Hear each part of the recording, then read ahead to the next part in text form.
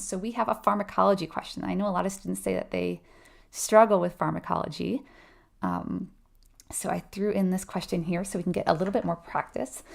So in this one, we have a client who is taking lisinopril and we're being asked which of the client findings is most concerning.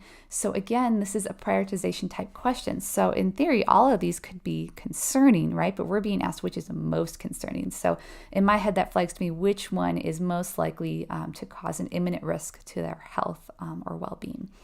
So before we look at our answer options, let's think for a second about what we know about lisinopril. What type of medication is this?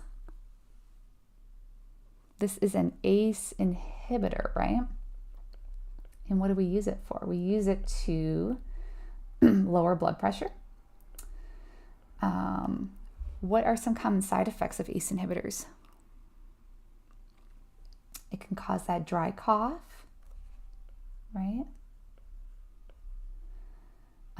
All blood pressure medications are going to lower blood pressure, so we could get blood pressure that's too low or that orthostatic hypotension, right? Okay. And then what's the big thing we worry about with ACE inhibitors? What's a potentially fatal reaction that could happen? I see you guys got it, angioedema, right? So that's that swelling of the face and the tongue. And what do we worry about if we have swelling in this area? Worry about airway obstruction, right? Okay, so we already are well on our way here because we know quite a bit about ACE inhibitors already. So let's take a look at our answer options and see if we can figure out which is most concerning. So right off the bat, we have this itchy lips and tongue. Well, we just talked about swelling of the face, the lips, and the tongue is a sign of angioedema, right? Which could be potentially life-threatening. Okay, so that might indicate that that's what's happening, right? If they have itching in their lips and their tongue, that might be an early sign. So already that I am very concerned about this, right? Because that's an airway issue. But just to be sure, we always like to read all of our answer options just to make sure we didn't miss anything. So our second option is a persistent dry cough.